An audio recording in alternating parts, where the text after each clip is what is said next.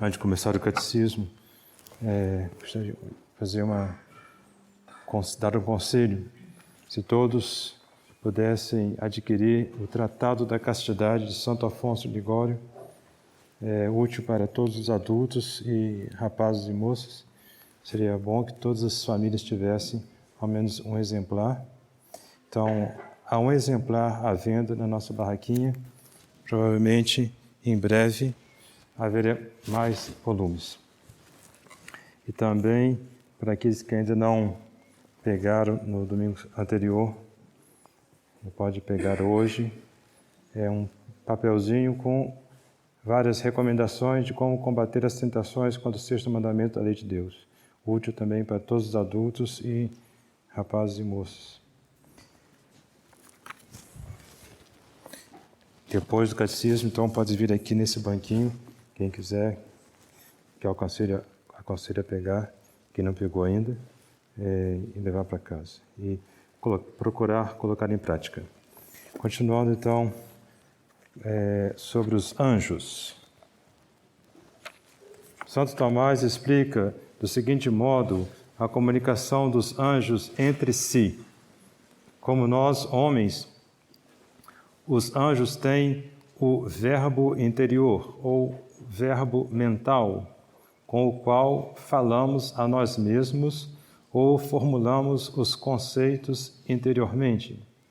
Mas, enquanto nós só podemos comunicar esse pensamento a outros por meio da palavra oral ou de outro meio externo, por exemplo, escrevendo, Pois entre nós e os demais existe a barreira do nosso corpo que vela o pensamento.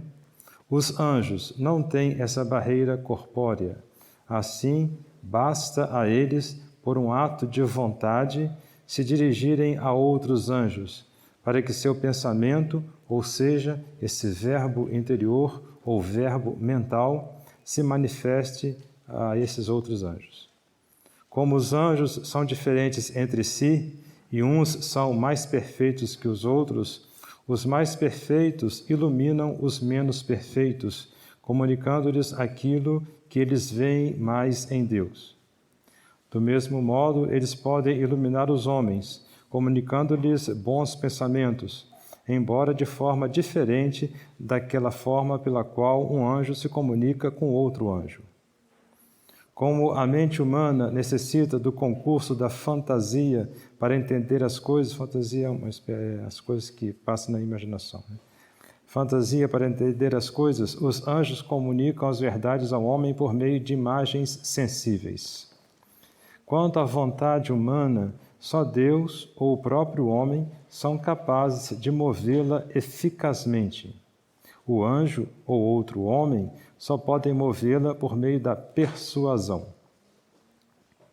Agora, sobre o poder dos anjos sobre a matéria. É um tanto misterioso a nós o modo como os anjos, seres espirituais, possam mover a matéria.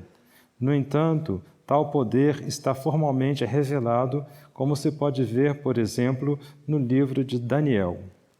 O profeta fora jogado na cova dos leões para que perecesse. Por ação divina, os animais não lhe fizeram mal. O meu Deus enviou o seu anjo e fechou a boca dos leões, e estes não me fizeram mal algum, disse Daniel. No entanto, para alimentá-lo, Deus quis servir-se do profeta Abacuque, conduzindo-o até a cova através de um anjo. Então, o anjo levou o profeta Abacuque até a cova dos leões, onde estava Daniel. Narra a Escritura: estava então o profeta Abacuque na Judéia e tinha cozido um caldo e esfarelado uns pães dentro de uma vasilha, e ia levá-los ao campo, aos ceifeiros que lá estavam. E o anjo do Senhor disse a Abacuque: leva para a Babilônia essa refeição que tens, para a dares a Daniel, que está na cova dos leões. E Abacuque respondeu: Senhor, eu nunca vi a Babilônia e não sei onde é a cova. Então o anjo do Senhor tomou-o pelo alto da cabeça e, tendo pelos cabelos, levou-o com a impetuosidade do seu espírito até Babilônia, sobre a cova. Está até aqui a passagem da Sagrada Escritura.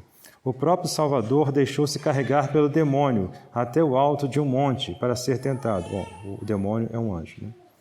Em São Mateus, sobre a ressurreição de Nosso Senhor, está escrito: um anjo do Senhor desceu do céu e, aproximando-se, revolveu a pedra que estava sentado sobre ela. Então, acaba a citação de São Mateus. Embora a questão, como dissemos, seja algo misteriosa, procuraremos sintetizar aqui a doutrina de Santo Tomás a esse respeito. Antes de tudo, convém lembrar o que ensina o Santo Doutor a respeito do modo como os anjos encontram-se em um lugar. Enquanto os seres corpóreos manifestam sua presença em um lugar circunscrevendo-o pelo contato físico de seu corpo com o lugar ocupado, as criaturas incorpóreas delimitam o lugar por meio de um contato operativo, quer dizer, elas estão no lugar onde agem. Então, onde o anjo tem a sua ação, aí ele está. Mas ele não ocupa espaço, porque não tem corpo. Para ocupar espaço, precisa ter corpo.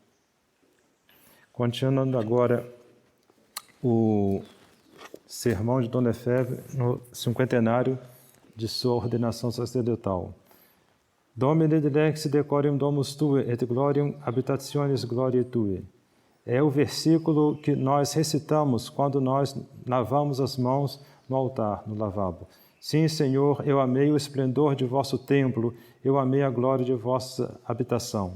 Eis o que nós aprendíamos no seminário francês de Roma, sob a alta direção do caro e reverendo padre Le Floch, o padre muito amado, padre que nos ensinou a ver claro nos acontecimentos da época de então, e comentando as encíclicas dos papas. E eis que me tornei sacerdote, ordenado na Capela do Sagrado Coração, na Via Real, em Lille, no dia 21 de setembro de 1929, por aquele que era então Dom Liénard.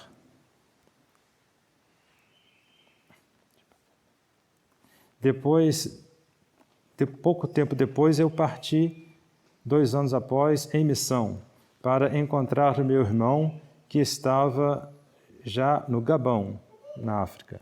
E lá eu comecei a aprender o que era a missa.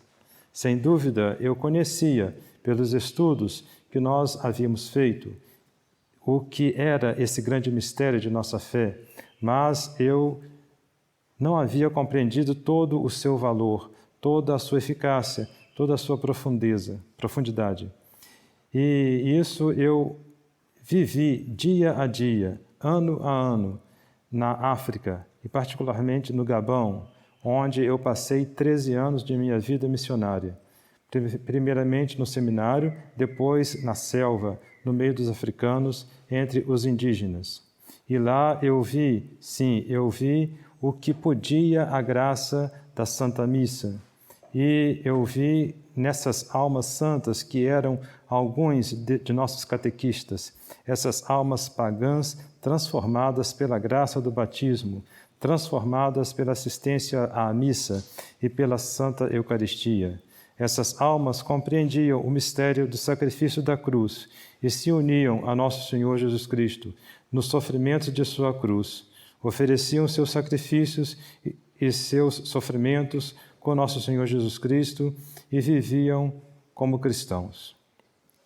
Eu posso citar nomes: Paulo Ocima, de Nojolé, Eugênio Ndonk, de Lambaréné, Marcel Mebalde, de Donguila, e eu continuaria por um homem do Senegal, Sr. Forster, tesoureiro no Senegal, escolhido para essa função tão delicada e tão importante pelos outros católicos e mesmo pelos muçulmanos, por causa de sua honestidade, por causa de sua integridade. Depois, se Deus quiser, continuaremos.